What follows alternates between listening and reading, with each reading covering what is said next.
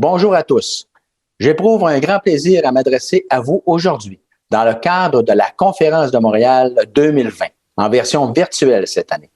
Cet honneur est encore plus grand du fait que je vous présente aujourd'hui le directeur général de Airbus, M. Guillaume Faury, qui s'adressera à vous dans les prochaines minutes. D'abord, un mot sur le contexte dans lequel nous avons tous été propulsés depuis le début de l'année et nous oblige à se voir de façon virtuelle. J'aimerais souligner et saluer tout le travail de réorganisation qui a été effectué de main de maître par les équipes de la conférence. On l'a tous constaté. L'excellence est encore au rendez-vous, tout comme l'impressionnante liste de conférenciers. Un bref mot sur l'organisation que je dirige depuis juin dernier, le Conseil du patronat du Québec, partenaire de la Conférence de Montréal depuis plusieurs années. Depuis plus de 50 ans, le CPQ est un important porte-parole pour les employeurs du Québec. Nous fédérons plus de 70 associations sectorielles et des centaines de membres corporatifs qui, ensemble, représentent 70 000 employeurs partout au Québec de toutes les tailles issus du secteur privé et parapublic. Nous avons en commun avec le Forum économique international des Amériques, qui chapeaute la présente conférence, de fédérer des joueurs économiques et sociaux.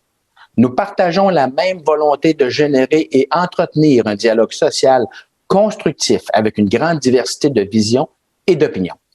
Je suis fier de vous réitérer que le CPQ s'est toujours démarqué par son leadership rassembleur et son omniprésence dans tous les grands débats qui ont forgé le Québec et continuent de définir notre société.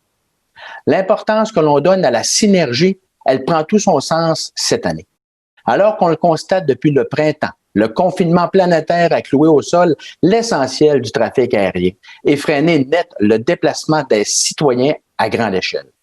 En fait, il est difficile d'imaginer un contexte plus incertain que celui de la pandémie actuelle. Heureusement, l'arrivée de certains vaccins redonne de l'espoir, mais les délais seront encore longs avant de revenir à une situation plus prévisible. À pareille date l'an passé, on pouvait mal imaginer qu'un scénario aussi drastique pouvait survenir avec l'incidence que l'on constate sur l'ensemble de l'industrie aérospatiale mondiale.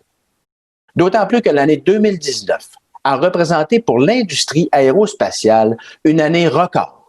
Les ventes de l'industrie aérospatiale québécoise ont alors représenté 17,8 milliards de dollars et ont connu une croissance exceptionnelle de 16 %. Comme grand pilier de l'économie québécoise, l'aérospatiale est un secteur très important pour nos exportations, car les ventes québécoises représentent presque 60 % de tout le secteur aérospatial canadien. Son écosystème est diversifié, réparti sur l'ensemble du territoire québécois.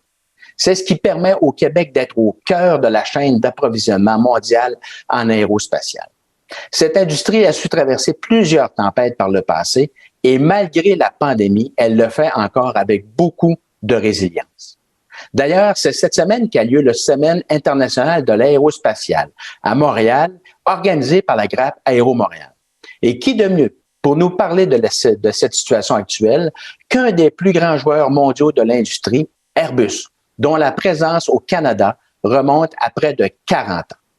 M. Faury nous le rappellera davantage, mais soulignons tout de même qu'au Canada, Airbus emploie plus de 4 000 personnes et génère plus de 22 000 emplois indirects durables dans l'aérospatiale, en plus de travailler avec plus de 660 fournisseurs dans 9 provinces.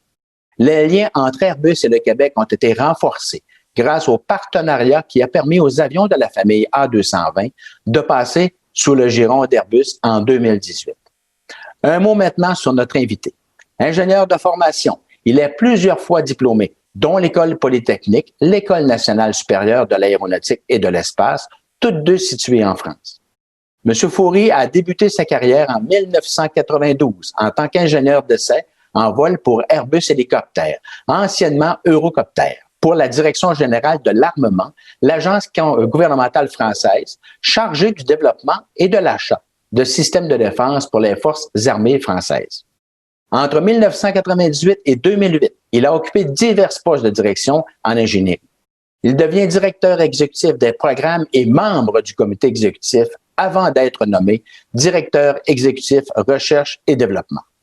Il a ensuite passé 4 ans dans l'industrie automobile chez Peugeot, de 2009 à 2013. Le constructeur automobile français devenant ainsi le vice-président exécutif pour la recherche et le développement et membre du conseil d'administration.